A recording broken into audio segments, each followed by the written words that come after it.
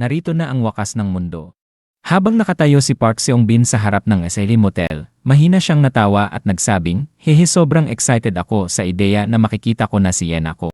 Bigla siyang napatigil at napakunot noo. Teka lang. Yung gagong si Kang Hakcheol sinabi niyang may baril siya, hindi ba? Kung kasama siya nilalagot ako. Napamura siya ng mahina. Buwisit kailangan kong gamitin ang utak ko sandali. Maya-maya ay may narinig siyang kaluskos. Agad siyang nagtago nang marinig si Kang Hakcheol na nagsabing, "Jeong Minjun, gusto mo bang ikaw ang humawak ng rifle?" Nalito si Jung Minjun. "Ha? Wala na kasing bala kundi isa na lang," sabi ni Kang Hakcheol. "Pero tinuruan na kita kung paano gamitin yan noong nakaraan, kaya dapat alam mo na."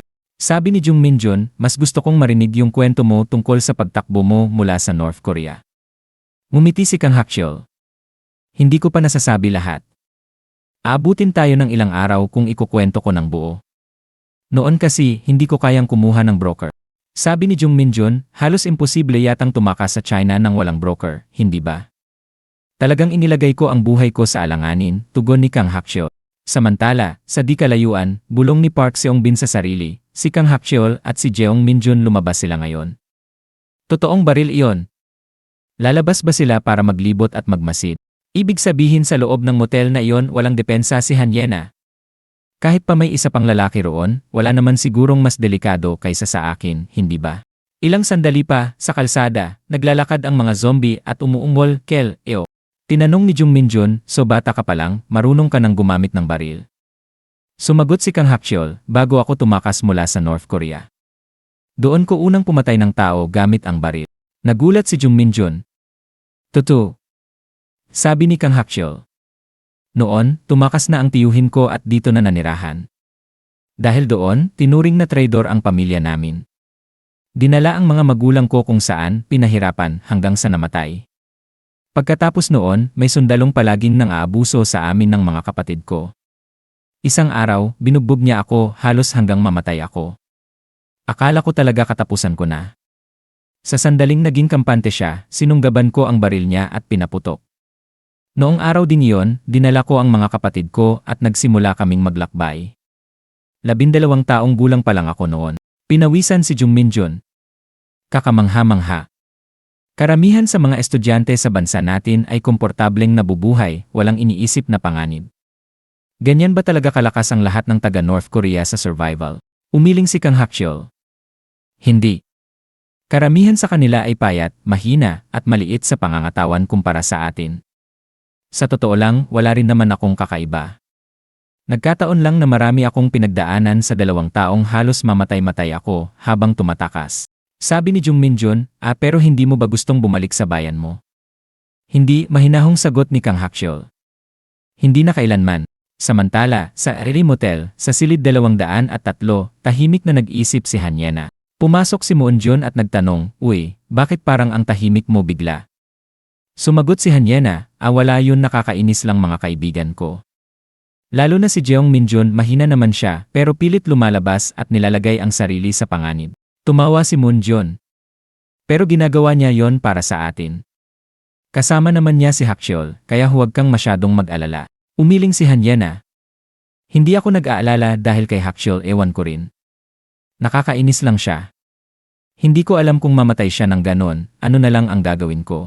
Tahimik si Moon Jun habang tinititigan ang ganda ni Han Yena. Ngumiti siya at nagsabing, "Ang Yena natin, gusto mo yung kaibigan mong yon, hindi ba?" Nagulat si Han Yena. "Ha?" Biglang seryoso ang mga mata niya. "Hindi. Hindi ko siya gusto." Tumawa si Moon Jun.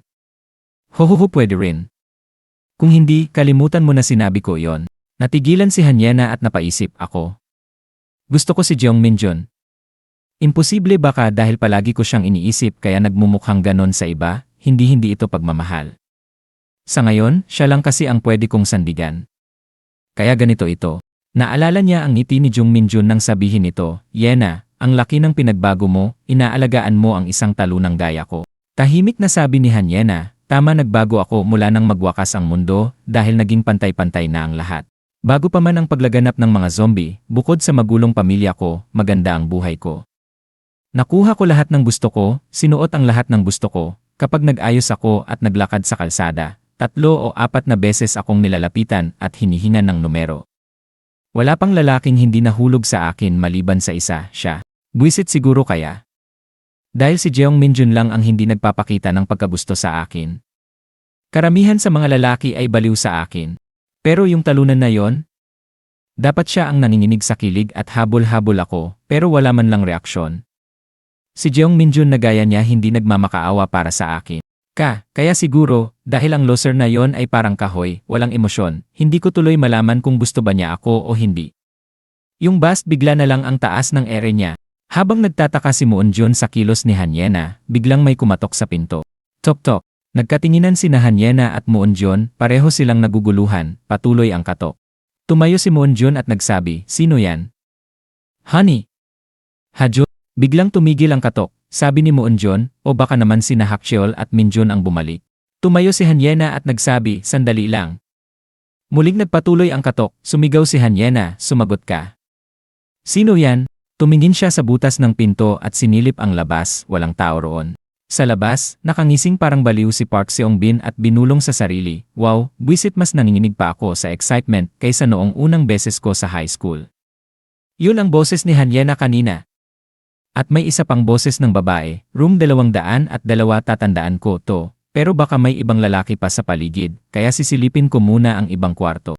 Hawak niya ang kutsilyong pangkusina habang dahan-dahang naglalakad. Pagdating niya sa room 207, napahinto siya. Yung markang nas ibig bang sabihin nito, "Huwag pumasok, pakiramdam ko may mga infected sa loob." Napaatras siya, at nang makita ang room 206, bulong niya, "Room 206." Narinig niyang sinabi ni Seo Jae-hoon, "Hajun, hintayin mo muna ako rito." Sumagot si Kang Hakcheol, "Tay, puntahan mo si nanay at." Ngunit pagdilat ng pinto, bumungad si Park Seong-bin, natigilan si Seo Jae-hoon, pinagpawisan, at napasigaw, "Ikaw sino ka?" Ngumiti si Park Seong-bin. "Sino pa nga ba?" "Ako yung lalaking naghahanap sa babaeng iyon, si Hanyena. Sino pa ang nandito bukod sa inyo?" Nanginig si Seo Jae-hoon.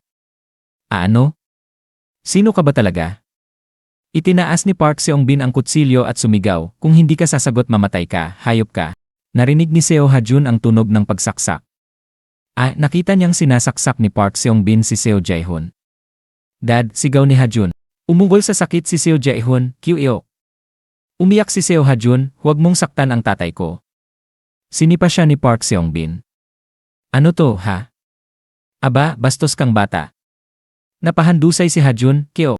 Sa room 202, narinig ni Hanyena at Moonjun ang kaguluhan sa labas. Umungol si Seo Jae-hoon, "Of.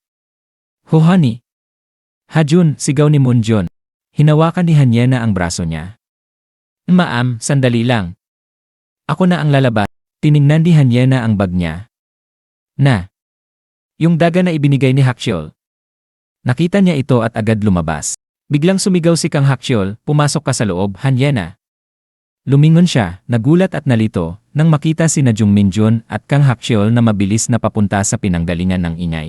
Sumilip si Kang Hakcheol at nakita si Park Seong-bin na nakapatong kay Seo Jae-hoon. Umungol si Seo Jae-hoon, "Qyo." Sumigaw si Park Seong-bin, "Sino pa ang nandito, ha? Sagutin mo ako, lintik kang babae." Sumigaw si Kang Hakcheol, "Huwag kang kikilos, hayop ka." Tumayo ng dahan-dahan si Park Seong-bin habang patuloy na umuungol si Seo Jae-hoon, "Qyo." "Dad," sigaw ni Seo Ha-jun. Dahan-dahang lumingon si Park Seong-bin. Sabi ni Kang Hakcheol, "Ang huling bala hindi ko akalaing gagamitin ko ito laban sa'yo, Park Seong-bin, paalam." Pinindot niya ang gatilyo, ngunit tumigil ang baril. "Anong? Buwisit ngayon pa nagloko," sigaw ni Kang Hakcheol. Agad tumakbo si Park Seong-bin papunta sa kanya. Binitiwan ni Kang Hakcheol ang rifle at hinugot ang patalim sa sinturon. Ilang oras bago nito, habang naglalakad sina Jung Minjun at Kang Hakcheol palabas ng SIA Motel, tanong ni Hakcheol, "Anong problema, Minjun?" Pawisan si Jung Minjun. Parang bumabalik na naman yung mga sintomas, ipinakita niya ang sugat niya. "Titingnan mo to. Kumakalat na muli ang impeksyon." Umiikot ang paningin ko, parang nilalagnat ako kanina ay maayos ako, pero bakit bigla na naman ngayon? Sabi ni Kang Hakcheol, "Bumalik na tayo, Minjun. Tulad ng sabi ni Yena, mas mabuti nang huwag mong pilitin ang sarili mo, sasamahan kita pabalik sa motel. Magpahinga ka muna ngayon." Mahinang sagot ni Jung Minjun, tahimik siyang naglakad, hawak ang sugat, at bulong sa sarili, bakit biglang nangyayari ito? Ilang sandali pa, may narinig silang sigaw, uwaak, si Seo Jae-hoon. Sa kasalukuyan, sumigaw muli si Kang Hakcheol, "Pumasok ka, Hanyena." Sabay silang tumakbo ni na Jung Minjun papasok, dumula si Hakcheol sa sahig, itinutok ang baril, habang humarap sa kanya si Park Seong-bin. Seryosong sabi ni Kang Hakcheol, ang huling bala hindi ko akalaing gagamitin ko ito laban sa'yo, Park Seong-bin, paalam. Pinindot niya ang gatilyo, ngunit muli itong nag-jam. Anong? Buwisit, ngayon pa talaga. Agad sumugod si Park Seong-bin, binitiwan ni Hakcheol ang rifle at hinugot ang patalim. Hinawakan niya ang braso ni Seong-bin na may kutsilyo, sabay sinugod ng kabilang kamay para saksakin siya sa tagiliran. Ngunit ginamit ni Park Seong-bin ang braso niya upang harangin ang patalim at siya ang nasaksak. Hinuha ni Kang Hakcheol ang kutsilyo at sumigaw si Park Seong-bin sa sakit, "Kelak!" Hindi nag-aksaya ng oras si Kang Hakcheol at sinaksak muli si Park Seong-bin, at muli namang na-block ni Park Seong-bin iyon gamit ang kanyang braso, na sumaksak din sa parehong sugat. Sinipa ni Park Seong-bin si Kang Hakcheol palayo. At dito na nagtatapos ang video natin ngayon. Maraming salamat sa panonood, sobrang na-appreciate ko kayo lahat. Kung nagustuhan nyo ang content, huwag kalimutang i-like at mag-subscribe para hindi nyo ma-miss ang susunod na mga videos. May gusto kayong sabihin o may tanong? Mag-comment lang sa baba, gusto kong marinig ang opinyon nyo. Hanggang sa susunod.